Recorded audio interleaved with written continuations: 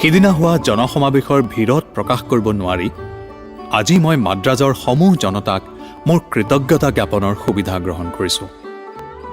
তেওঁলোকে তেওঁলোকৰ বক্তৃতাৰাজিৰ যোগেদি মোৰ বিষয়ে যি সুন্দৰ সুন্দৰ কথা ক'লে তাৰ বাবে মোৰ আন্তৰিক কৃতজ্ঞতা মই শব্দৰে প্ৰকাশ কৰিব নোৱাৰোঁ। তেওঁলোকৰ দয়া আৰু মৰমে অনাগত দিনবোৰত মোক আমাৰ ধৰ্ম আৰু দেশমাতৃৰ কাৰণে কাম কৰি যোৱাত অনুপ্ৰেৰণা যোগাব। মোৰ সকলো দুখৰ মাজতো মই ভাবোঁ মোৰ এক বিশেষ শক্তি আছে। মই পশ্চিমৰ দেশত বিশেষকৈ আমেৰিকান আৰু ব্ৰিটিছ মানুহৰ মাজত ভাৰতৰ পৰা এক বাৰ্তা দিবলৈ সক্ষম হৈছোঁ। আজি মোৰ বক্তৃতাৰ বিশেষ বিষয়টোৰ ওপৰত ক'বলৈ আৰম্ভ কৰাৰ আগতে কেইটামান শক্তিশালী কথা ক'ব বিচাৰিছোঁ। মোক অকালতে ধ্বংস কৰিবৰ কাৰণে, মোক অস্তিত্ববিহীন কৰি তুলিবৰ কাৰণে মোৰ চাৰিওফালে এটা অনুকূল পৰিৱেশৰ সৃষ্টি হৈছে। ভগৱানক ধন্যবাদ, সেইবোৰ শক্তি কেতিয়াও সমৰ্থন নহয়। কিন্তু যোৱা ৩টা বছৰত ভুল বুজাবুজিৰ সৃষ্টি হৈছে। বিশেষকৈ মই যেতিয়া বিদেশত আছিলোঁ সেই সময়ত মই ধৈৰ্যৰে শান্তিপূৰ্ণভাৱে অৱস্থান কৰি আছিলোঁ। কিন্তু আজি যিহেতু মই মাতৃভূমিত থিয় হৈ আছোঁ, মই কেইটামান কথাৰ ব্যাখ্যা দিব বিচাৰিছোঁ। ইয়াৰ ফলাফল কি হ'ব পাৰে তাৰ কাৰণে মই অলপো চিন্তিত নহয়। কাৰণ মই সেই একেজন সন্ন্যাসী যিজনে এই দুটামান বসন আৰু কমণ্ডলু লৈ 4 বছৰৰ আগতে এই নগৰত প্ৰৱেশ কৰিছিলোঁ, আপোনালোকৰ ওচৰলৈ আহিছিলোঁ। বিশেষ অৱতাৰণা নকৰাকৈ মই এতিয়া আচল কথালৈ আহোঁ। প্ৰথমতে আহোঁ থিঅছফিকেল ছ'চাইটিৰ কথালৈ। এই কথা সত্য যে এই ছ'চাইটিয়ে ভাৰতৰ কাৰণে কিছু ভাল কাম কৰিছে আৰু ইয়াৰ কাৰণে প্ৰতিজন হিন্দুৱেই শ্ৰীমতী বেচেণ্টৰ কাৰণে কৃতজ্ঞ। মই তেওঁৰ বিষয়ে বিশেষ নাজানো, কিন্তু এই কথা জানো যে তেওঁৰ শক্তিৰ পৰিসীমাৰ ভিতৰত যিমান দূৰ সম্ভৱ সিমানখিনি আমাৰ মাতৃভূমিৰ কাৰণে কৰিবলৈ সক্ষম হৈছে। ইয়াৰ কাৰণে প্ৰতিজন সঁচা ভাৰতীয়ই তেওঁৰ ওচৰত কৃতজ্ঞ আৰু ভগৱানে তেওঁক আৰু শক্তি প্ৰদান কৰক, আমি তাৰেই কামনা কৰিছোঁ। এইটো এটা কথা, কিন্তু থিঅছফিকেল ছ'চাইটিত সদস্য হোৱাটো আন ধৰণৰ কথা। দয়া সম্ভ্ৰম আদি এটা কথা আৰু কোনো যুক্তিযুক্ততা নথকাকৈ কোৱা কথাবোৰ গৌগ্ৰাসে গিলাটো আন এক কথা। এটা কথা শুনা গৈছে যে আমেৰিকা আৰু ইংলেণ্ডত মোৰ সফলতাত থিঅছফিকেল ছ'চাইটিয়ে সহায় কৰিছিল। কিন্তু মই আপোনালোকক জনাওঁ যে এই বাতৰিৰ প্ৰতিটো শব্দই ভুল, প্ৰতিটো শব্দই অসত্য। এইখন পৃথিৱীত আমি উদাৰতা আৰু সহানুভূতিৰ বহুতো ডাঙৰ ডাঙৰ কথা শুনিবলৈ পাওঁ। কিন্তু এই কথা সঁচা যে যেতিয়ালৈকে এজনে আনজনৰ কথা কোনো প্ৰতিবাদ নকৰাকৈ মানি লয় তেতিয়ালৈকে সেই উদাৰতা আৰু সহানুভূতি থাকে। কিন্তু এবাৰ যদি আপুনি আনজনৰ কথাৰ সমালোচনা বা প্ৰতিবাদ কৰে সেই উদাৰতা আৰু সহানুভূতিৰ বিলুপ্তি ঘটে। আৰু এনে কিছুমান মানুহ আছে যি অস্ত্ৰ শানিত কৰি থাকে আৰু অস্ত্ৰ শানিত কৰাৰ সময়ত কোনো প্ৰতিকূল পৰিৱেশ পালে তেওঁলোকে কি কৰিব বা নকৰিব ভাবি চোৱাৰ অৱকাশ নাৰাখে।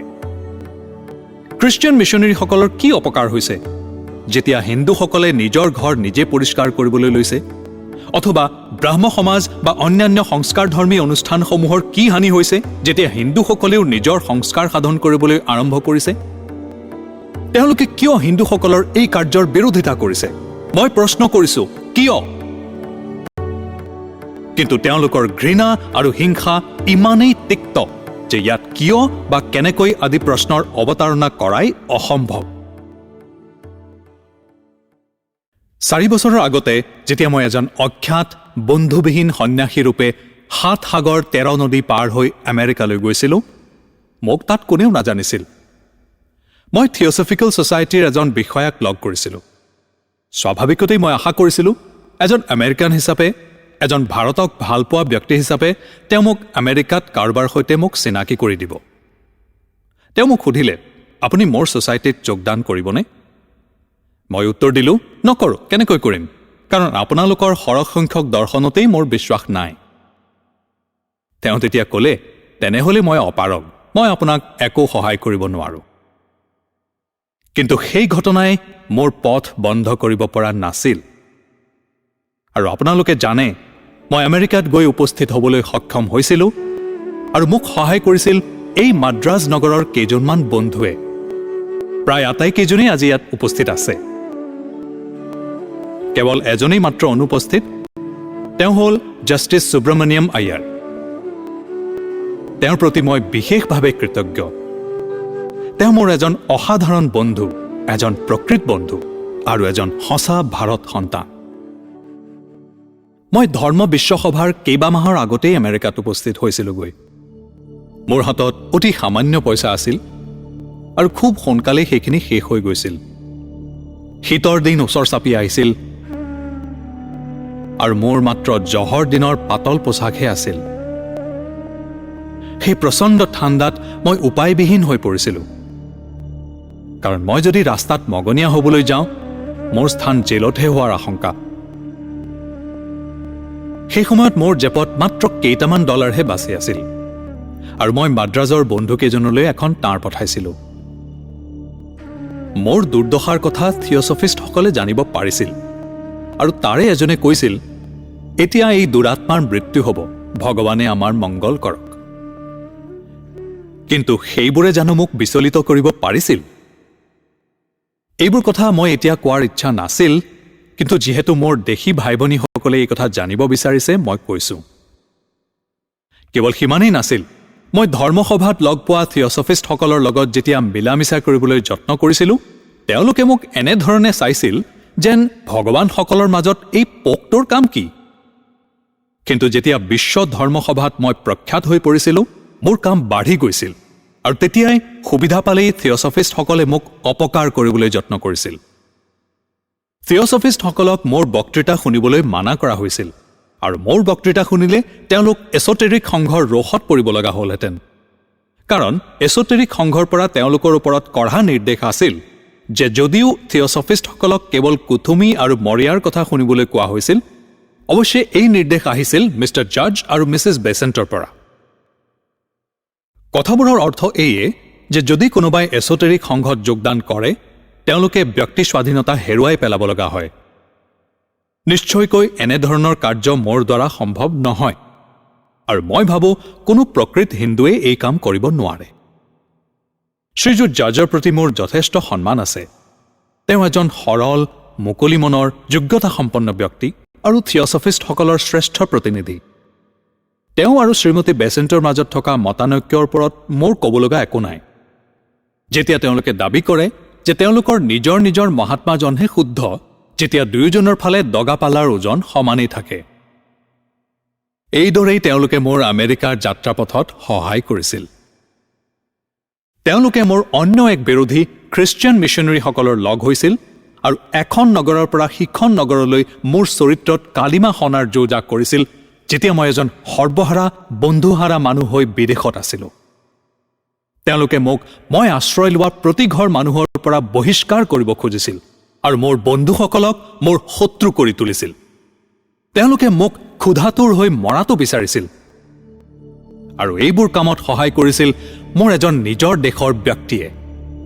তেওঁ হ'ল ভাৰতৰ সংস্কাৰ দলৰ নেতা।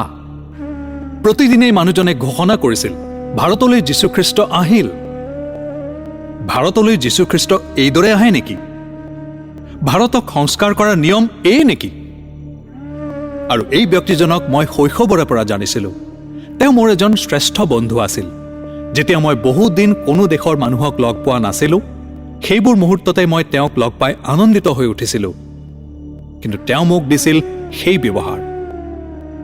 যিদিনা ধৰ্ম মহাসভাই মোক অভিনন্দন জনাইছিল, মোৰ খ্যাতি বিয়পি পৰিছিল সমগ্ৰ চিকাগো চহৰত, সিদিনাৰ পৰাই তেওঁৰ ব্যৱহাৰ সলনি হৈছিল আৰু মোক যিমান সম্ভৱ সিমান আঘাত দিবলৈ উদ্যত হৈ উঠিছিল। সেইদৰে যীশুখ্ৰীষ্ট ভাৰতলৈ আহিবনে? আৰু যোৱা সুদীৰ্ঘ 20টা বছৰ ধৰি যীশুৰ পদচৰণত পৰি থকা বন্ধুজনে সেইবোৰ কথাকে শিকিলেনে? আমাৰ সংস্কাৰ ধৰ্মীসকলে উদাত্ত কণ্ঠে ঘোষণা কৰে যে খ্ৰীষ্ট ধৰ্ম আৰু খ্ৰীষ্টিয়ান শক্তিয়ে ভাৰতীয় মানুহৰ উন্নতি আনিব, কিন্তু সেই উন্নতি এইদৰে আহিবনে? যদিহে এই ভদ্ৰলোকজনেই ইয়াৰ আদৰ্শ হয়, মই সিমান আশাবাদী নহয়। এইখিনিতে আৰু এটা কথা, সমাজ সংস্কাৰকসকলৰ প্ৰচাৰ পত্ৰিকাত মই পঢ়িবলৈ পাইছোঁ যে মই হেনো এজন শূদ্ৰ আৰু এজন শূদ্ৰৰ সন্ন্যাসী হোৱাৰ কি অধিকাৰ আছে? ইয়াৰ উত্তৰত মই কওঁ যে মোৰ পূৰ্বপুৰুষসকলৰ বংশাৱলী অনুসন্ধান কৰি গম পালোঁ যে মোৰে এজন পূৰ্বপুৰুষৰ চৰণত প্ৰতিজন ব্ৰাহ্মণেই পুষ্প অৰ্পণ কৰিছিল যেতিয়া তেওঁ উচ্চাৰণ কৰিছিল যমায় ধৰ্মৰাজায় চিত্ৰগুপ্তায় वै নমঃ। আৰু সেই পূৰ্বপুৰুষসকল আছিল বিশুদ্ধ ক্ষত্ৰিয়। আপোনালোকে যদি পুৰাণ পৌৰাণিক মুদ্ৰালিপি বিশ্বাস কৰে তেনেহ'লে সেই তথাকথিত সংস্কাৰ সাধকসকলক জনাই দিব যে মোৰ জাতিৰ পুৰুষসকলে ভাৰতৰ প্ৰায় অৰ্ধেক অংশ শতাব্দী জুৰি শাসন কৰিছিল। যদি মোৰ জাতিটোকেই অৱমাননা কৰা হয় তেতিয়া ভাৰতৰ সভ্যতাৰ কি বাকী থাকিব? কেৱল বংগদেশতেই মোৰ ৰক্তৰ মানুহৰ পৰাই সৃষ্টি হৈছে শ্ৰেষ্ঠ দাৰ্শনিক, শ্ৰেষ্ঠ কবি, শ্ৰেষ্ঠ ইতিহাসবিদ, শ্ৰেষ্ঠ ভূতত্ত্ববিদ, শ্ৰেষ্ঠ ধৰ্মগুৰু ইত্যাদি। মোৰ ৰক্তৰ মানুহে ভাৰতৰ বিখ্যাত বিজ্ঞানী হৈ উঠিছে। এই তত্ত্বজ্ঞানহীন মানুহবোৰে ভাৰতৰ বিশেষ তিনি শ্ৰেণী ব্ৰাহ্মণ, ক্ষত্ৰিয় আৰু বৈশ্যসকলৰ বিষয়ে অধ্যয়ন কৰা দৰকাৰ। আৰু তেওঁলোকে জনা প্ৰয়োজন যে এই তিনি শ্ৰেণী মানুহৰ সন্ন্যাসী হোৱাৰ সমান অধিকাৰ আছে আৰু এই তিনি শ্ৰেণী মানুহৰ বেদ পঢ়াৰো সমান যোগ্যতা আছে। মই এই কথাখিনি কেৱল ক'ব লাগে কাৰণেই কৈছোঁ, কিন্তু শূদ্ৰ বুলি কোৱাৰ কাৰণে মই অলপো বিচলিত হোৱা নাই। মই যদি এজন পৰিয়াও হওঁ মই বেছিকৈহে আনন্দিত হ'ম, কাৰণ মোৰ গুৰু এনে এজন পুৰুষ যি ব্ৰাহ্মণৰো ব্ৰাহ্মণ আৰু যিজনে পৰিয়াৰ ঘৰ পৰিষ্কাৰ কৰিবলৈ বিচাৰে। অৱশ্যে পৰিয়াসকলে সেই কথা মানিব নোৱাৰে, কাৰণ কেনেকৈ এজন ব্ৰাহ্মণে তেওঁলোকৰ ঘৰ দুৱাৰ পৰিষ্কাৰ কৰিব। কিন্তু মোৰ গুৰু এনে এজন মানুহ যিজনে গভীৰ ৰাতি কোনেও উমান নোপোৱাকৈ সন্তৰ্পণে নিদ্ৰাৰ পৰা উঠি আহি পৰিয়াসকলৰ ঘৰ চাফা কৰে, পায়খানা পৰিষ্কাৰ কৰে আৰু তেওঁৰ দীঘল চুলিৰে মজিয়া মচি নিয়ে। এইদৰেই এজন মানুহে দিনৰ পিছত দিন ধৰি মানুহ সেৱাত ব্ৰতী হৈ আছে। সেইজন মানুহৰ চৰণ মোৰ শিৰত। তেওঁৱেই মোৰ আদৰ্শ ব্যক্তি আৰু সেই আদৰ্শ মই অনুসৰণ কৰিম। সকলোৰে সেৱাত ব্ৰতী হৈহে এজন হিন্দু আগবাঢ়ি যাব পাৰে আৰু হিন্দুসকলে কোনো বিদেশীৰ কবলত নপৰি জনতাৰ সেৱা কৰিবলৈ আগবাঢ়ি অহা উচিত। এতিয়া আপোনালোকে চিন্তা কৰক, 20টা বছৰ ধৰি সভ্য জাতিৰ সংস্পৰ্শত থকাজনে কেনেকৈ মোক বিদেশৰ মাটিত অন্নহীন কৰি ধ্বংস কৰিবলৈ বিচাৰিছিল, কাৰণ মই হৈ উঠিছিলোঁ সকলোৰে আদৰৰ আৰু তেওঁৰ ধন আৰ্জনৰ পথত হেঙাৰ হৈ থিয় দিছিলোঁ। আৰু অন্যহাতে চাওক, এজন নিষ্ঠাবান হিন্দুৱে তেওঁৰ দেশবাসীৰ কাৰণে কি কৰি আছে? সেই তথাকথিত সংস্কাৰবাদীসকলক কওক তেওঁলোকে পৰিয়াসকলৰ ঘৰ দুৱাৰ পায়খানা চাফা কৰক, তেতিয়া মই তেওঁলোকৰ চৰণ ধুৱাম, তাৰ আগতে নহয়। হাজাৰটা ডাঙৰ ডাঙৰ কথা কোৱাতকৈ এটা সৰু কাম কৰি দেখুওৱাটো ভাল। এতিয়া মই মাদ্ৰাজৰ সমাজ নৱগঠনকাৰীসকলৰ কথালৈ আহোঁ। তেওঁলোকৰ সৈতে মোৰ সম্পৰ্ক বৰ ভাল। তেওঁলোকে মোৰ বিষয়ে বৰ সজ কথা কৈছে আৰু দেখুৱাইছে, যিটো ময়ো অন্তঃকৰণেৰে মানো, যে বেংগলৰ সংস্কাৰক আৰু মাদ্ৰাজৰ সংস্কাৰকসকলৰ মাজত পাৰ্থক্য আছে। আপোনালোক বহুতৰে বোধহয় মনত আছে, মই প্ৰায় কৈ আহিছোঁ যে এতিয়া মাদ্ৰাজ এখন বৰ ধুনীয়া ৰাজ্য। বেংগলৰ নিচিনাকৈ ই ক্ৰিয়া প্ৰতিক্ৰিয়াৰ খেলালৈ সোমোৱা নাই। ইয়াত আছে তাহানিৰে পৰা চলা এক ধীৰ স্থিৰ প্ৰগতি, কোনো প্ৰতিক্ৰিয়া নাই। বহু ক্ষেত্ৰত কিছু দূৰলৈ বেংগলত এক নৱ উন্মেষ দেখা যায়। মাদ্ৰাজত তেনে উন্মেষ নাই। আছে বৃদ্ধি, এক স্বতঃস্ফূৰ্ত বৃদ্ধি। গতিকে নৱগঠনকাৰীসকলে দেখুৱাই দিয়া মানুহৰ মাজৰ এই পাৰ্থক্য ময়ো সম্পূৰ্ণৰূপে মানো। কিন্তু তাৰ বাহিৰেও আন এক পাৰ্থক্যও আছে, যিটো তেওঁলোকে বুজি নাপায়। কিছুমান সংগঠনে তেওঁলোকৰ লগ লাগিবলৈ মোক ভয় দেখুওৱা যেন লাগে। এইটো এটা আচৰিত কথা। এজন মানুহ যিজনে প্ৰায় 14 বছৰ কাল দুৰ্ভিক্ষৰ সন্মুখীন হৈছে, নিজৰ দ্বিতীয় সাজ আহাৰ ক'ত মিলিব যাৰ তাৰেই ঠিকনা নাছিল, তেওঁক ভয় দেখুওৱাটো ইমান সহজ নহয়। 0তকৈও 30 ডিগ্ৰী তলৰ তাপমাত্ৰাটো প্ৰায় বস্ত্ৰহীনভাৱে থকা খোৱাৰ অনিশ্চয়তাৰে থকা এজন মানুহক ভাৰতত ভয় দেখুওৱাটো অন্ততঃ ইমান সহজ নহয়। মোৰ অলপ হ'লেও ইচ্ছাশক্তি আছে, মই তেওঁলোকক প্ৰথমে এই কথাই ক'ম। মোৰ অলপ নিজৰ অভিজ্ঞতাও আছে আৰু আছে পৃথিৱীলৈ বুলি এক বাণীও, যিটো মই ভয় নোখোৱাকৈ আৰু ভৱিষ্যতৰ কথা চিন্তা নকৰাকৈ দি যাম। মই তেওঁলোকতকৈ ডাঙৰ নৱগঠনকাৰীসকলক মই ইয়াকে কম, তেওঁলোকে অলপহে নৱগঠন বিচাৰে, মই একেবাৰে মূলৰ পৰাই নৱগঠন বিচাৰোঁ। আমাৰ পদ্ধতিৰ ভিন্নতা আছে। ধ্বংস তেওঁলোকৰ পদ্ধতি, আনহাতে নিৰ্মাণ হৈছে মোৰ পদ্ধতি। মই নৱগঠনত বিশ্বাসেই নকৰোঁ, শ্ৰীবৃদ্ধিতহে বিশ্বাস কৰোঁ। মই নিজকে ভগৱানৰ আসনত থৈ আমাৰ সমাজক এই বুলি আদেশ দিবলৈ নিবিচাৰোঁ, তোমালোকে এই বাটে যোৱা উচিত, সেই বাটে নহয়। মই ৰামৰ দলং নিৰ্মাণত সহায় কৰা সেই কেৰ্কেটুৱাটোৰ নিচিনা হ'ব বিচাৰোঁ, যিয়ে দলং নিৰ্মাণৰ হেতু নিজৰ ভাগৰ শিল বালিখিনি ঠিকমতেই দিছিল। এয়াহে মোৰ স্থান। এই আচৰিত ৰাষ্ট্ৰীয় যন্ত্ৰটোৱেই বহু বছৰ ধৰি কাম কৰিয়েই আছে। ৰাষ্ট্ৰীয় জীৱনৰ এই আচৰিত নদী আমাৰ সন্মুখেদি বৈয়ে আছে। ই ভাল নে বেয়া, অথবা ইয়াৰ সোঁত কোন দিশে, কোনে জানে বা কোনে ক'বলৈ সাহস কৰে?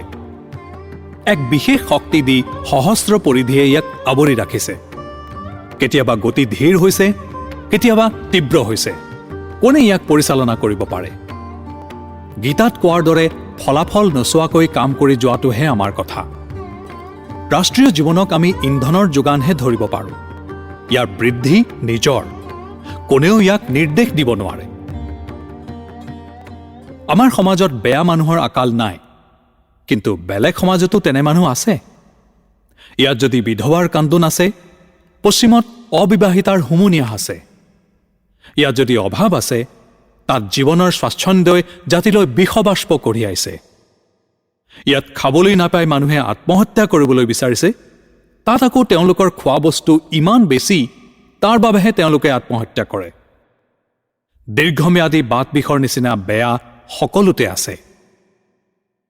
ভৰিৰ পৰা নাইকিয়া হ'লে ই মূৰলৈ যায়, মূৰৰ পৰা নোহোৱা হ'লে আকৌ আন কৰবালৈ। এঠাইৰ পৰা আন ঠাইলৈ ইয়াৰ পিছ লোৱাটোহে আচল কথা। হে সন্তানসকল, বেয়াৰ পৰা পৰিত্ৰাণ পাবলৈ বিচৰাটো প্ৰকৃত পথ নহয়। আমাৰ দৰ্শনে শিকায় যে ভাল আৰু বেয়া অন্তঃকৰণেৰে এটা মুদ্ৰাৰে ইপিঠি সিপিঠি। এটা থাকিলে আনটো থাকিবই লাগিব, যিদৰে সাগৰত উঠা ঢৌৰ ক'ৰবাত সৃষ্টি হ'ব লাগিব। সকলো জীৱনেই বেয়া। আনক নমৰাকৈ উশাহ ল'ব নোৱাৰি, আনক বঞ্চিত নকৰাকৈ এটা দানা আহাৰো খাব নোৱাৰি। এয়াই নিয়ম, এয়াই দৰ্শন। গতিকে বেয়াৰ বিপৰীতে আমাৰ এই কাম ব্যক্তি সাপেক্ষহে, বস্তু সাপেক্ষ নহয়। এই কথা বুজিবলৈ আমি চেষ্টা কৰিব পাৰোঁ। যিমান ডাঙৰ কথা নকওঁ কিয়, প্ৰকৃত হোৱাতকৈ এই কাম বেছি শিক্ষাগতহে। বেয়াৰ বিপৰীতে কাম কৰাৰ এইটোৱেই প্ৰাথমিক ধাৰণা, আৰু ইয়েই আমাক অধিক ধৈৰ্যশীল কৰা উচিত। ইয়ে আমাৰ তেজৰ পৰা সকলো ধৰণৰ উৎসুকতা আঁতৰাই নিয়া উচিত। বুৰঞ্জীয়ে আমাক শিকাইছে যে যেতিয়াই অত্যুৎসাহী জাগৰণ হৈছে, তেওঁলোকে নিজেই নিজৰ পতন মাতি আনিছে। সত্য আৰু মুক্তি সংস্থাপনৰ বাবে আমেৰিকাত দাস প্ৰথা নিবাৰণৰ বাবে হোৱা যুদ্ধতকৈ ডাঙৰ উন্নয়নৰ কথা আমি ভাবিব নোৱাৰোঁ। আপোনালোক সকলোৱে এই বিষয়ে জানে। আৰু ইয়াৰ ফলাফল কি হ'ল? নিগ্ৰোসকলৰ অৱস্থা সেই নিবাৰণৰ পূৰ্ব অৱস্থাতকৈ এতিয়া 100 গুণ বেয়া। সেই নিৰ্মূলৰ পূৰ্বে নিগ্ৰোসকল কাৰোবাৰ সম্পত্তি আছিল, গতিকে তেওঁলোকৰ যাতে কোনো ক্ষয় ক্ষতি নহয় তাৰ বাবে তেওঁলোকৰ চোৱা চিতা কৰাৰ আৱশ্যক আছিল। এতিয়া তেওঁলোক কাৰো সম্পত্তি নহয়, তেওঁলোকৰ জীৱনৰ কোনো মূল্যই নাই। সাধাৰণ কাৰণতে তেওঁলোকক জ্বলাই দিয়া হয়। কোনো আইন নথকাকৈ তেওঁলোকক গুলিয়াই মৰা হয়, কাৰণ তেওঁলোক নিগ্ৰো, তেওঁলোক মানুহ নহয়, তেওঁলোক জন্তুও নহয়। আইনৰ প্ৰয়োগেৰে বা হিংসাৰ পথেৰে বেয়াক দমন কৰাৰ এয়াই প্ৰভাৱ। সেয়াই অত্যুৎসাহী কোনো আন্দোলনৰ ভাল হ'লেও বিৰুদ্ধে বুৰঞ্জীয়ে কৰা চুক্তি। মই সেইটো দেখিছোঁ, মোৰ নিজৰ অভিজ্ঞতাই মোক তাকেই শিকাইছে। সেয়েহে মই এনে কোনো ধৰণৰ দোষাৰোপ কৰা সমাজত যোগদান কৰিব নোৱাৰোঁ। দোষাৰোপ কিয়? প্ৰতি সমাজতে বেয়া মানুহ আছে, সকলোৱে এই কথা জানে। আজিৰ যুগৰ প্ৰতিটো শিশুৱে এই কথা জানে। হিন্দু সমাজত থকা এই বেয়া মানুহসকলৰ বিষয়ে সিয়েই কোনো প্লেটফৰ্মত থিয় হৈ আমাৰ সন্মুখত কঠোৰ সমালোচনা কৰিব পাৰে। পৃথিৱী ভ্ৰমণলৈ বুলি ওলোৱা কোনো অশিক্ষিত বিদেশীয়েই কেৱল প্লেটফৰ্মবোৰ চাই হিন্দু সমাজত থকা বেয়াখিনিৰ বিষয়ে আটাইতকৈ শিক্ষিতজনৰ দৰে বক্তৃতা দিব পাৰে। আমি মানি লৈছোঁ যে আমাৰ মাজত বেয়া আছে। বেয়া কোণ সকলোৱে দেখাব পাৰে, কিন্তু এনে বিপদৰ মাজতো যিয়ে পথৰ সন্ধান দিব পাৰে তেওঁহে মানৱতাৰ বন্ধু। ডুবিবলৈ ধৰা সেই ল'ৰাজন আৰু দাৰ্শনিকজনৰ দৰে যেতিয়া দাৰ্শনিকজনে ভাষণ দি আছিল ল'ৰাজনে কান্দিছিল, মোক প্ৰথমে পানীৰ পৰা উঠোৱা। সেইদৰে আমাৰ মানুহে কান্দে। আমাৰ বহুত ভাষণ হ'ল, সমাজ হ'ল, সেই মানুহজন ক'ত যিয়ে হাতখন বঢ়াই দি তোমাক বাহিৰলৈ উলিয়াব? সেই মানুহজন ক'ত যিয়ে আমাক সঁচাকৈয়ে ভাল পায়? সেই মানুহজন ক'ত যাৰ আমাৰ প্ৰতি সহানুভূতি আছে? হয়, সেই মানুহজনক বিচৰা হৈছে। ইয়াতেই মোৰ আৰু এই নৱগঠনকাৰী আন্দোলনবিলাকৰ মাজত পাৰ্থক্য আছে। তেওঁলোক 100 বছৰ ধৰি ইয়াত আছে। এক অশ্লীল আৰু দোষাৰোপকাৰী সাহিত্যৰ সৃষ্টিৰ বাদে তেওঁলোকে কৰিছে কি? হে ভগৱান, তেনেকুৱা আন্দোলন যদি নহ'লহেঁতেন।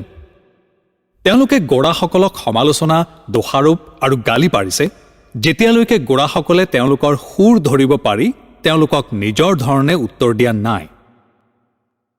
ইয়াৰ ফলতেই প্ৰতিটো অঞ্চলতে এনেকুৱা এক সাহিত্যৰ সৃষ্টি হৈছে যি অকল জাতিয়েই নহয়, দেশখনৰ কাৰণে লাজৰ বিষয়। এয়াই নৱগঠন? ইয়েই দেশখনক স্বৰ্ণোজ্জ্বল সময়লৈ লৈ যাব? এয়া কাৰ ভুল?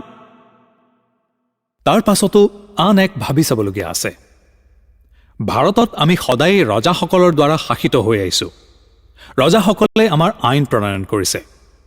এতিয়া ৰজা নাই, আৰু এই কথা ভাবিবলৈও কোনো নাই। চৰকাৰৰ সাহস নাই। তেওঁলোকে ৰাইজৰ ঢৌৰ ফালে নিজৰ মতামত দিয়ে। এক সুস্থ সবল জনমত গঢ়ি উঠিবলৈ যিয়ে ৰাইজৰ সমস্যাৰ সমাধান কৰে বহুত সময় লাগে। ইয়াৰ বাবে আমি অপেক্ষা কৰিব লাগিব।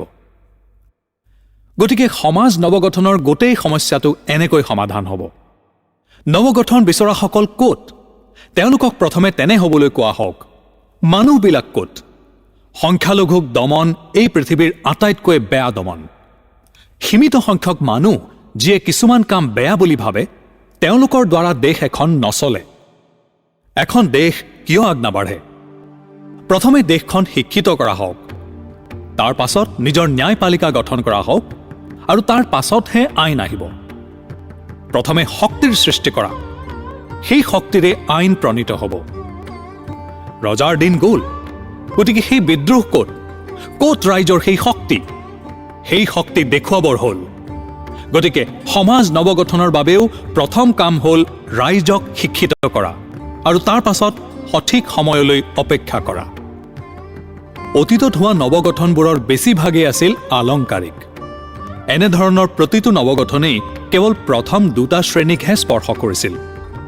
বিধৱা বিবাহে 70% ভাৰতীয় মহিলাকে চুই যোৱা নাছিল, আৰু এনেকুৱা সকলো বিষয়ে কেৱল উচ্চ জাতিকহে চুইছিল। সকলো খৰচ তেওঁলোকৰ ঘৰবোৰ চাফা কৰোঁতেহে ব্যৱহাৰ হৈছিল।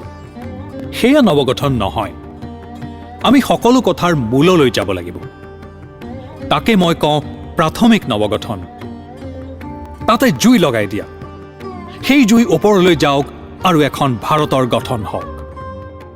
কিন্তু ই এক ডাঙৰ সমস্যা। ইয়াৰ সমাধান ইমান সহজ নহয়। কিন্তু আমাৰো কোনো লৰা ঢাপৰা নাই। যোৱা 100 বছৰ ধৰিয়ে আমি এই সমস্যা দেখিছোঁ। আজিকালি বিশেষকৈ দক্ষিণত বৌদ্ধ ধৰ্মৰ কথা, ঈশ্বৰৰ অস্তিত্ব সন্দেহ কৰা বৌদ্ধ ধৰ্মৰ কথা কোৱাটো এটা নতুন ধৰণ হৈ পৰিছে।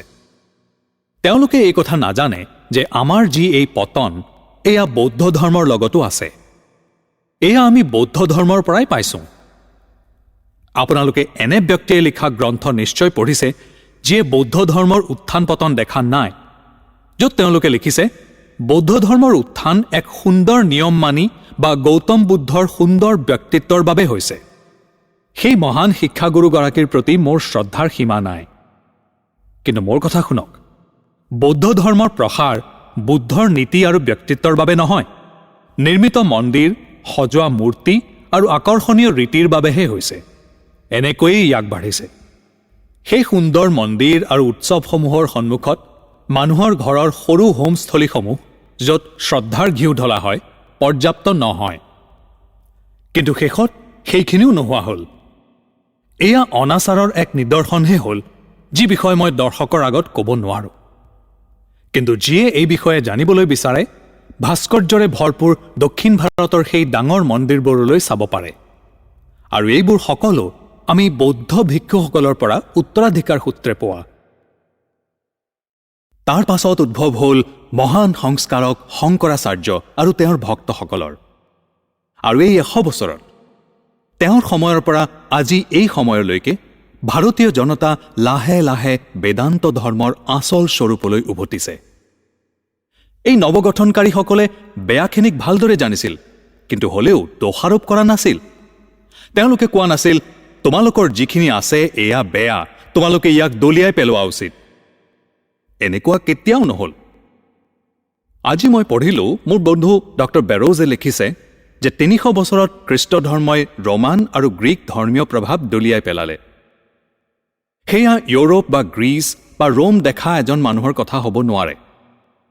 গ্ৰীক বা ৰোমান প্ৰভাৱ এতিয়াও আছে, আনকি বিদ্ৰোহী দেশবিলাকতো। কেৱল তাৰ স্বৰূপ সলনি হৈছে। পুৰণি দেৱতাবিলাকৰ নতুন ধৰণেৰে নৱ উন্মেষ হৈছে। তেওঁলোকে তেওঁলোকৰ নামবিলাক সলনি কৰিছে। দেৱীবিলাক মেৰী হৈছে, নাইবা দেৱতাবিলাক মহাত্মা হৈছে, আৰু ৰীতিবিলাক নতুন হৈছে। পণ্টিফেক্স মেক্সিমাছ বুলি পুৰণি উপাধিটো আছে, গতিকে তড়িৎ পৰিৱৰ্তন হ'ব নোৱাৰে। আৰু শংকৰাচাৰ্যই এই কথা জানিছিল, ৰামানুজেও জানিছিল। প্ৰচলিত ধৰ্মক লাহে লাহে সৰ্বোচ্চ অনুকৰণযোগ্য নীতিলৈ লৈ যোৱাটো তেওঁলোকৰ বাবে কৰিব পৰাতে আছিল। তেওঁলোকে যদি আনটো উপায় অৱলম্বন কৰিলেহেঁতেন, তেওঁলোক ভণ্ড বুলিহে জনাজাত হ'লহেঁতেন। কাৰণ ক্ৰমবিকাশেহে তেওঁলোকৰ ধৰ্মৰ প্ৰাথমিক নীতি, আত্মাৰ সৰ্বোচ্চ লক্ষ্যলৈ যাত্ৰা, এই বিভিন্ন অৱস্থাৰে যিবিলাক দৰকাৰী আৰু সহায়কাৰী। গতিকে কোনে তেওঁলোকক দোষাৰোপ কৰিব পাৰে? তেওঁলোকক অনুসৰণ কৰাটো মূৰ্খামি আছিল বুলি আজিকালি সকলোৱে কয়, আৰু প্ৰতিজন মানুহে এই কথা একো নোকোৱাকৈ হজম কৰি থয়। ময়ো এবাৰ তেনেকৈ ভাবিছিলোঁ। ফলত সকলো কথা এনে এজন মানুহৰ ভৰিত পৰি শিকিব লগা হৈছিল, যিয়ে মূৰ্তিৰ পৰাই সকলো বুজিছিল। হয়, মই ৰামকৃষ্ণ পৰমহংসৰ কথা কৈছোঁ। যদি মূৰ্তি পূজাৰে এনে ৰামকৃষ্ণ পৰমহংসসকলক সৃষ্টি কৰিব পাৰি, তেনেহ'লে আপোনালোকে তথাকথিত সংস্কাৰ ধৰ্মীসকলৰ কথা শুনিবনে মূৰ্তি পূজাৰ কথা ভাবিব? যদি প্ৰয়োজন হয়, আপোনালোকে সহস্ৰ মূৰ্তি পূজা কৰক আৰু ৰামকৃষ্ণ পৰমহংসৰ দৰে মহাপুৰুষৰ সৃষ্টি কৰক। মূৰ্তি পূজাক কোনে হেয় জ্ঞান কৰিছিল? ইহুদী ৰক্তবাহীসকলে কেইটামান শতিকাৰ আগতে মূৰ্তি পূজা হেয় জ্ঞান কৰিবলৈ আৰম্ভ কৰিলে, কাৰণ তেওঁলোকে আন ধৰ্মৰ ওপৰত নিজৰ ধৰ্মৰ শ্ৰেষ্ঠতা বিচাৰিছিল। যদি ভগৱানক কোনো এক সুন্দৰ মূৰ্তিৰ ৰূপত কল্পনা কৰা হয়, সেয়া ইহুদীসকলে বেয়া কথা বুলি কয়। কিন্তু এটা বাকচৰ ওপৰত দুফালে দুজন দেৱদূত বহি থকা বস্তুটো ঈশ্বৰ বুলি ধাৰণা কৰাত কোনো পাপ নাই। যদি কপৌ চৰাই এটা হৈ আহে, ভগৱান পবিত্ৰ। কিন্তু যদি এটা গৰু হৈ আহে, সেয়া অন্ধবিশ্বাস। সেয়া কেনেধৰণৰ কথা? সেইদৰেই পৃথিৱী চলিছে। সেয়েহে কৈছে, what fools we mortals be। এজনে আনজনৰ বিশ্বাসক অমান্য কৰিব লাগে, এয়াই মানৱতাৰ অভিশাপ। এইবোৰ কথাই হ'ল ঘৃণা, হিংসা আৰু অশান্তিৰ মূল। এই সৰু সৰু কেঁচুৱাৰ দৰে মানুহবোৰ, যি কেতিয়াও মাদ্ৰাজৰ পৰা বাহিৰলৈ ওলাই যোৱা নাই, তেওঁলোকে 30 কোটি মানুহৰ ওপৰত আইন জাৰি কৰিবলৈ ওলাইছে, যি 30 কোটি মানুহৰ অতীতৰ হাজাৰ বছৰীয়া ইতিহাস আছে, ঐতিহ্যৰ গৌৰৱ আছে। এয়া লজ্জাজনক কথা নহয়নে? তোমালোক সুস্থিৰ হোৱা, ভাবি চোৱা। মাত্ৰ কেইটামান আখৰ লিখিব পাৰিছা, আৰু কিছুমান মূৰ্খই সেইবোৰ প্ৰকাশ কৰিছে। এই কথাই নুসুচাই যে তোমালোকেই পৃথিৱীক শিক্ষা দিব পাৰিবা, আৰু তোমালোকেই ভাৰতৰ কোটি কোটি জনতাৰ মুখপাত্ৰ। এই কথা মাদ্ৰাজৰ সমাজ সংস্কাৰকসকলক কওঁ যে মোৰ তেওঁলোকৰ প্ৰতি অতিশয় সন্মান আছে আৰু চেনেহ আছে, কিন্তু তেওঁলোকৰ এই প্ৰচেষ্টা শুদ্ধ নহয়। এই চেষ্টাবোৰ শতাধিক বছৰ কৰা হৈছে, কিন্তু বিফল হৈছে। সেয়েহে প্ৰয়োজন হৈছে এক নতুন পদ্ধতিৰ। ভাৰতত কেতিয়াবা সংস্কাৰকৰ অভাৱ আছিলনে? আপোনালোকে ইতিহাস পঢ়িছেনে? ৰামানুজৰ কথা জানেনে? জানেনে শংকৰাচাৰ্যৰ কথা, নানকৰ কথা, চৈতন্যৰ কথা, কবীৰৰ কথা, দাদুৰ কথা? এই মানৱতাৰ পূজাৰীসকল কোন আছিল? তেওঁলোক আকাশৰ উজ্জ্বল নক্ষত্ৰ নহয়নে? ৰামানুজে পিছপৰা শ্ৰেণীৰ মানুহৰ বাবে কম কাম কৰিছিলনে? তেওঁ পৰিয়াসকলক নিজৰ জাতৰ অন্তৰ্ভুক্ত কৰি লোৱা নাছিলনে? মুছলমানসকলক তেওঁ আদৰি সাৱটি লোৱা নাছিলনে? গুৰু নানকে হিন্দু মুছলমান উভয়কে সাঙুৰি লৈ এখন নতুন সমাজ সৃষ্টি কৰা নাছিলনে? তেওঁলোকে সেইবোৰ কাম কৰিছিল আৰু সেই কাম এতিয়াও ধাৰাবাহিকভাৱে চলি আছে। মাত্ৰ পাৰ্থক্য এয়া যে সেই মহাপুৰুষসকলৰ ওঠত লোকক হেয় জ্ঞান কৰাৰ কথা নাছিল, বৰ্তমানৰ সংস্কাৰকসকলৰ দৰে উগ্ৰ নাছিল। তেওঁলোকৰ মুখৰ পৰা উচ্চাৰিত হৈছিল কেৱল ভগৱানৰ বাণী আৰু আশীৰ্বাদ। তেওঁলোকে কাকো সমাজচ্যুত কৰা নাছিল। তেওঁলোকে মাত্ৰ কৈছিল, হে হিন্দুসকল, তোমালোকে যি কৰিছা ভাল কৰিছা, কিন্তু ভৱিষ্যতে আৰু মহান কাম কৰিব লাগিব। এই হৈছে আটাইতকৈ ডাঙৰ পাৰ্থক্য। কোনো বিদেশী সমাজে জাপি দিয়া কামটো অৰ্থহীন আৰু অসম্ভৱ। ভগৱানৰ শপত, এই কাম অসম্ভৱ যে আমি বিদেশী ৰাষ্ট্ৰৰ হাতত নিষ্পেষিত হওঁ। মই অন্য জাতিৰ কোনো অনুষ্ঠানক হেয় জ্ঞান কৰা নাই। তেওঁলোকে নিজৰ নিজৰ ধৰণে ভাল, কিন্তু আমাৰ কাৰণে নহয়। তেওঁলোকৰ যি খাদ্য সেয়া আমাৰ কাৰণে অখাদ্য। এইটোৱেই শিকিব লগা প্ৰথম কথা। তেওঁলোকৰ আছে অন্য এক আচাৰ, অন্য এক অনুষ্ঠান, অন্য এক ঐতিহ্য, আৰু আমি চলিব লাগিব আমাৰ হাজাৰ বছৰীয়া সভ্যতাৰ ঐতিহ্য আৰু গৌৰৱেৰে। তেতিয়াহ'লে মোৰ আঁচনি কি? মোৰ আঁচনি হ'ল ভাৰতৰ মহাপুৰুষসকলক অনুধাৱন কৰা। তেওঁলোকৰ বিষয়ে মই অধ্যয়ন কৰিছোঁ আৰু সেয়ে মই কৰণীয়খিনিৰ উমান পাইছোঁ। তেওঁলোকে আছিল সমাজ পৰিৱৰ্তনকাৰী। তেওঁলোকে দান কৰিব পাৰিছিল শক্তি, পবিত্ৰতা আৰু জীৱন। তেওঁলোকে অসাধাৰণ কাম কৰি থৈ গৈছে। আমিও কৰিব লাগিব। পৰিৱেশ সামান্য সলনি হৈছে, সেয়েহে আঁচনিও সামান্য সলনি হোৱাৰ প্ৰয়োজন। প্ৰত্যেকখন দেশেই প্ৰত্যেকজন ব্যক্তিৰ দৰেই এটা মূল বিন্দুৰ চৌপাশে আৱৰ্তিত, আৰু সেই আৱৰ্তনতেই নিহিত হৈ আছে জাতিটোৰ শক্তি। এখন দেশত ৰাজনৈতিক শক্তিটোৱেই আচল শক্তি, যেনে ইংলেণ্ড, আৰু আন এখন দেশত হয়তো কলা সংস্কৃতি ইত্যাদি। ভাৰতৰ মূল চালিকা শক্তি হ'ল ধৰ্ম। ধৰ্মই হ'ল ভাৰতৰ জাতীয় জীৱনৰ মূৰ্ছনা, প্ৰাণ কেন্দ্ৰ। আৰু কোনোবা দেশে যদি এই মূল চালিকা শক্তিসমূহক অৱজ্ঞা কৰে, সেই দেশ ধ্বংস হোৱাৰ উপক্ৰম ঘটে। আৰু সেয়েহে যদি ভাৰতীয় হিচাপে আপোনালোকে ধৰ্মক দলিয়াই পেলাই ৰাজনীতি অথবা অন্যান্য কথাৰ আশ্ৰয় লয়, তেনেহ'লে আপোনালোক নিশ্চিহ্ন হৈ যাব, এই কথা নিশ্চিত।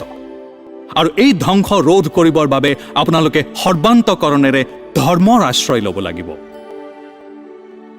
আমেৰিকানসকলক মই ধৰ্মৰ কথা বুজাব নোৱাৰোঁ যদিহে তাৰ ব্যৱহাৰিক দিশটো নেদেখুৱাওঁ। ব্ৰিটিছসকলক মই ধৰ্মৰ কথা ক'ব নোৱাৰোঁ যদিহে তাত ৰাজনীতিৰ কথা নকওঁ। ভাৰতীয়সকলৰ ক্ষেত্ৰত ধৰ্মৰ লগত নিহিত হৈ থাকিব লাগিব আধ্যাত্মিকতা। ৰাজনীতিৰ কথাৰ অবিহনেও আমি জানিব লাগিব এই ৰাজনীতিয়ে আধ্যাত্মিকতাৰ কিমান উন্নতি ঘটাব। প্ৰত্যেকজন ব্যক্তিয়েই নিজৰ মত পোষণ কৰিব, আৰু প্ৰতিখন দেশেই। আমি যুগ যুগ বছৰ পূৰ্বেই আমাৰ মতামত ঠিক কৰি থৈছোঁ, আৰু আমি তাক পালন কৰিব লাগিব। সেয়েহে ভাৰতৰ প্ৰগতিৰ প্ৰতিটো খোজতে দৰকাৰ এক ধাৰ্মিক নৱজাগৰণৰ। দেশখন ভিন ভিন ৰাজনৈতিক আৰু সামাজিক ভাৱধাৰাৰে প্লাবিত হোৱাৰ আগতে প্ৰয়োজন এক আধ্যাত্মিক জাগৰণৰ। ইয়াৰ ভিতৰত সৰ্বপ্ৰথম প্ৰয়োজনটো হ'ল উপনিষদৰ আশ্চৰ্যজনক সত্যবোৰ উপলব্ধি কৰাটো। এই সত্যবোৰ এতিয়া কিতাপৰ পাতৰ পৰা উলিয়াই আনিবৰ হ'ল। সময় হ'ল মঠ মন্দিৰৰ পৰা উলিয়াই অনাৰ।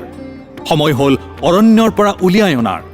সময় হ'ল উলিয়াই অনাৰ মুষ্টিমেয় কিছুমান মানুহৰ হাতৰ পৰা উলিয়াই আনি বিয়পাই দিয়াৰ সময় হ'ল সমগ্ৰ ভাৰতত, উত্তৰৰ পৰা দক্ষিণলৈ, পূবৰ পৰা পশ্চিমলৈ, হিমালয়ৰ পৰা কন্যাকুমাৰীলৈ, সিন্ধুৰ পৰা ব্ৰহ্মপুত্ৰলৈ। সকলোৱে এইবোৰ সত্য উপলব্ধি কৰাৰ সময় হ'ল। কোৱা হয় প্ৰথমে শুনিব লাগিব, তাৰ পিছত ভাবিব লাগিব, তাৰ পিছতহে অনুধাৱন কৰিব পাৰিব। যিজনে সাধাৰণ মানুহক নিজৰ ভাষাত এই কথাখিনি শুনাব পাৰিব, তেওঁতকৈ আৰু ভাল কাম কৰা মানুহ নোলাব। সেয়েহে আমাৰ ব্যাসে কৈছে, কলিযুগত মাত্ৰ এটা কাম বাকী আছে। সমৰ্পণ আৰু তপস্যা আদিৰ এতিয়া কোনো কাম নাই। এতিয়া এটাই মাত্ৰ কাম বাকী আছে, আৰু সেয়া হৈছে দান। আৰু ইয়াৰ ভিতৰত সৰ্বশ্ৰেষ্ঠ হৈছে আধ্যাত্মিকতা আৰু আধ্যাত্মিকতাৰ জ্ঞান। আৰু দ্বিতীয় শ্ৰেষ্ঠ দানটো হ'ল ধৰ্মনিৰপেক্ষ জ্ঞান। ইয়াৰ পিছৰ দানটো হৈছে জীৱন। আৰু চতুৰ্থ দানটো হ'ল খাদ্য। আমাৰ দেশত এই সুন্দৰ পৰোপকাৰী মানুহবোৰলৈ চোৱা। এই দুখীয়া দেশখনত কিমান সুন্দৰ সুন্দৰ দান বৰঙণি দিয়া হয়।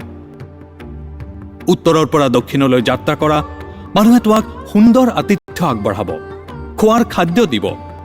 ক'তো তুমি অনুভৱ কৰিব নালাগে যে তুমি এলাগী, তুমি অকলশৰীয়া। এই বদান্য দেশখনত আমাক শক্তি আহৰণ কৰিবলৈ দিয়া আধ্যাত্মিকতাৰ জ্ঞানৰ পৰা।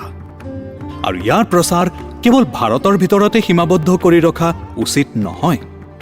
ই বিয়পি পৰিব লাগিব সমগ্ৰ পৃথিৱীত। কোনোবাই যদি কয় যে ভাৰতৰ এই সুন্দৰ আধ্যাত্মিকতা বাহিৰৰ দেশলৈ প্ৰচাৰ হোৱা নাই, কোনোবাই যদি কয় যে ময়েই ভাৰতৰ প্ৰথম সন্যাসী যি ভাৰতৰ বাহিৰত হিন্দু ধৰ্মৰ বিষয়ে জনাব পাৰিছে, সেয়া ভুল ধাৰণা। যুগে যুগে এই ঘটনা ঘটিয়েই আছে। যেতিয়াই প্ৰয়োজন হৈছে তেতিয়াই এই ভাৰতীয় আধ্যাত্মিকতা ভাৰতৰ বাহিৰলৈ প্লাবিত হৈছে। ৰাজনীতিৰ আদৰ্শ ঢাক-ঢোল বজাই প্ৰচাৰ কৰিব পাৰি।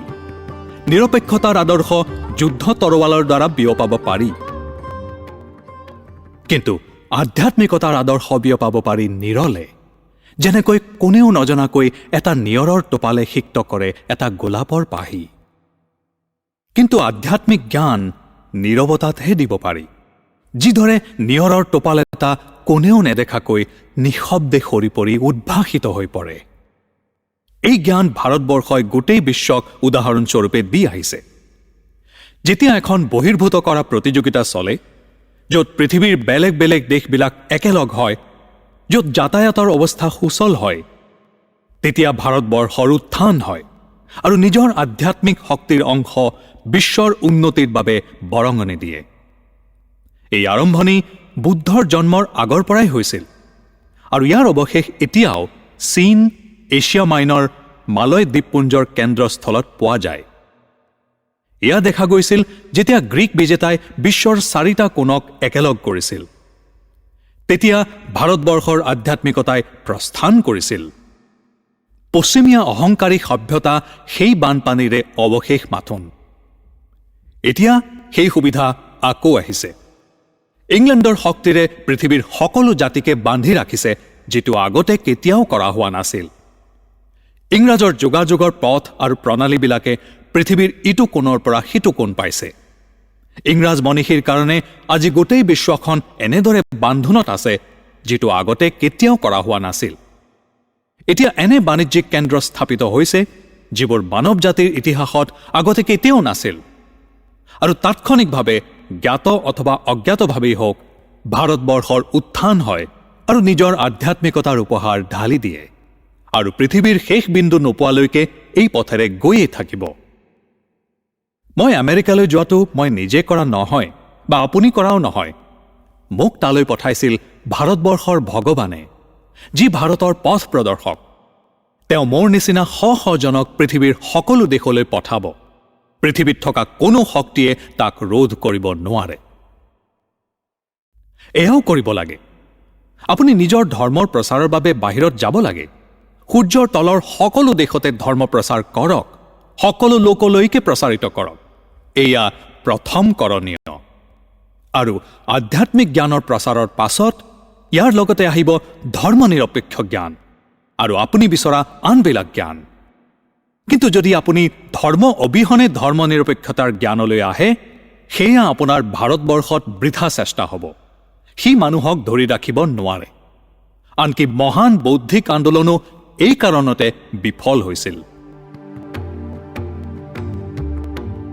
সেইকাৰণে মোৰ বন্ধুসকল, মোৰ উদ্দেশ্য হ'ল ভাৰতবৰ্ষত প্ৰতিষ্ঠান কিছুমান খোলা, নৱপ্ৰজন্মক প্ৰশিক্ষিত কৰি ভাৰতবৰ্ষ আৰু ভাৰতৰ বাহিৰৰ ধৰ্মগ্ৰন্থৰ সত্যক প্ৰচাৰ কৰা। সকলোবিলাক সাজু হৈ থাকিব, কিন্তু শক্তিশালী, বলৱান, বিশ্বাসী, নিষ্ঠাৱান হোৱাৰ প্ৰয়োজন। বিশ্বখন বৈপ্লৱিক হৈ পৰিব। এই ইচ্ছা সকলো শক্তিতকৈ বেছি শক্তিশালী। সকলোৱে এই ইচ্ছাৰ তলেৰে যাব লাগিব, কাৰণ সেয়া ভগৱানৰ নিজৰ পৰা অহা এটা বিশুদ্ধ আৰু অসীম শক্তিশালী ইচ্ছা। আপুনি ইয়াক বিশ্বাস নকৰে নেকি? আপোনাৰ ধৰ্মৰ মহান সত্যক প্ৰচাৰ কৰক। বিশ্বই তাৰ বাবে অপেক্ষা কৰি আছে। শতিকাজুৰি মানৱক স্খলনৰ শিক্ষা দিয়া হৈছে। সিহঁতক কোৱা হৈছে সিহঁত একেবাৰে নীচ।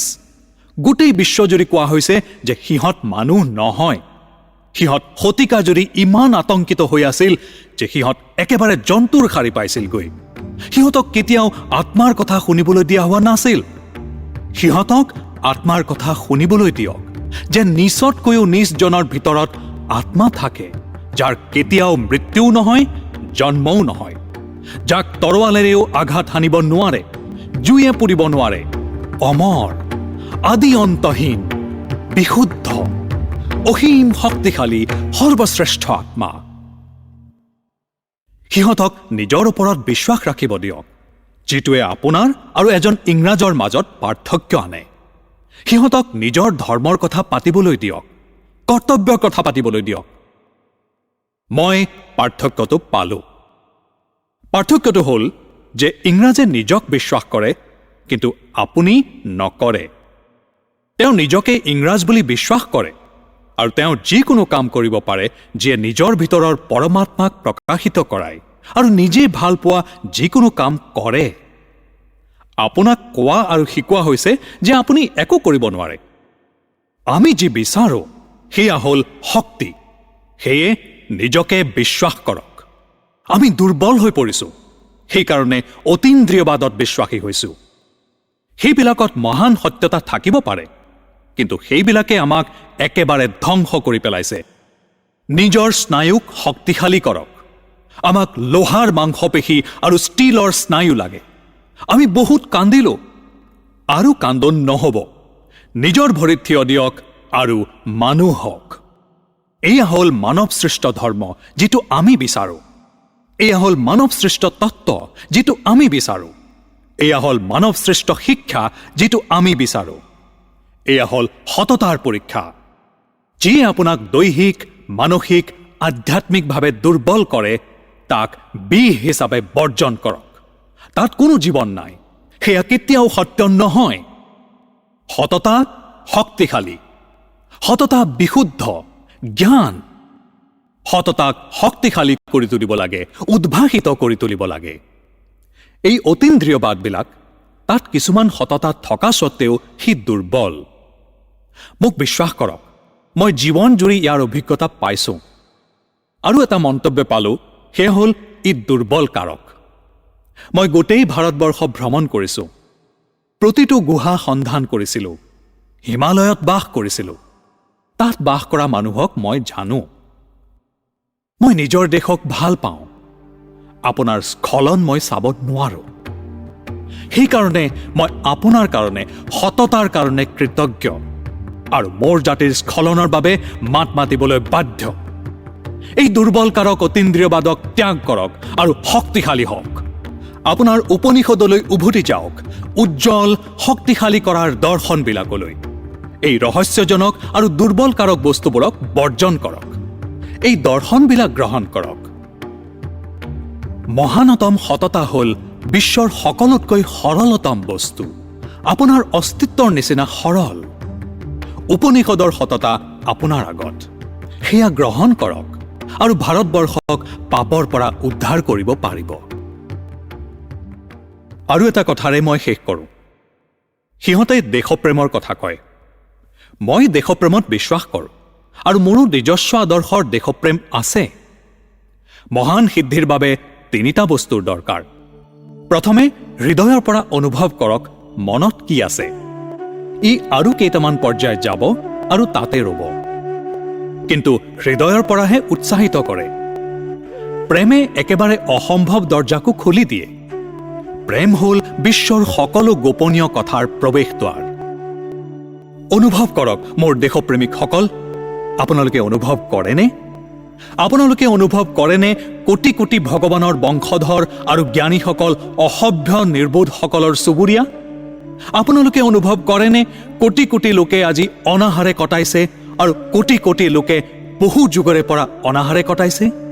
আপোনালোকে অনুভৱ কৰেনে যে অৱহেলাই কলীয়া ডাৱৰৰ দৰে দেশ চানি পেলাইছে? ই আপোনালোকক নিদ্ৰাহীন আৰু জিৰণিবিহীন কৰি নতলেনে? ই আপোনালোকৰ তেজত গৈ শিৰাই দি হৃৎপিণ্ড পোৱাগৈ নাইনে?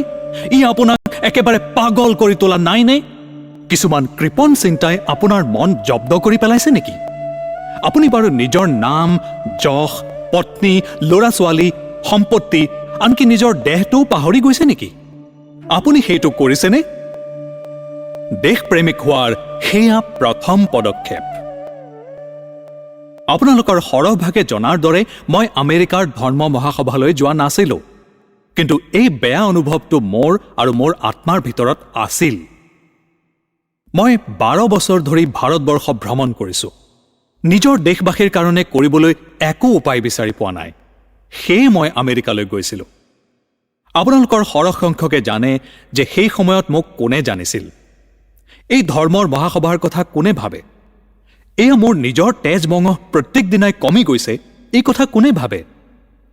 এয়া আছিল মোৰ প্ৰথম পদক্ষেপ। আপুনি তেতিয়া অনুভৱ কৰিব পাৰে, কিন্তু এই ফুটুকাৰ ফেনহেন কথাত আপোনাৰ শক্তি ক্ষয় কৰাতকৈ আপুনি বেলেগ কিবা উপায় দেখিছেনে?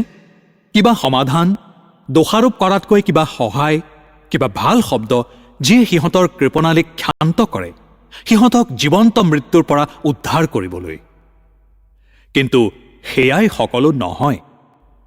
আপোনালোকৰ কেতিয়াবা সুউচ্চ পৰ্বতৰ প্ৰাচীৰ অতিক্ৰম কৰাৰ ইচ্ছা নহয়নে?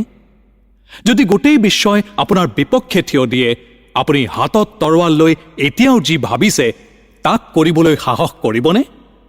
যদি আপোনাৰ পত্নী আৰু ল'ৰা ছোৱালী আপোনাৰ বিপক্ষে যায়, যদি আপোনাৰ সকলো টকা পইচা শেষ হয়, আপোনাৰ নাম ডুবি যায়, সম্পত্তিহীন হৈ যায়, তথাপি আপুনি তাতে লাগি থাকিবনে? এতিয়াও আপুনি তাকে অনুসৰণ কৰি থাকিবনে? নিজৰ পথত অটল হৈ লক্ষ্যস্থানলৈ গৈ থাকিবনে? যিদৰে মহান ৰজা ভৰ্তৃহাৰীয়ে কৈছে, জ্ঞানীসকলক দোষাৰোপ কৰিবলৈ দিয়া, নহ'লে প্ৰশংসা কৰিবলৈ কোৱা।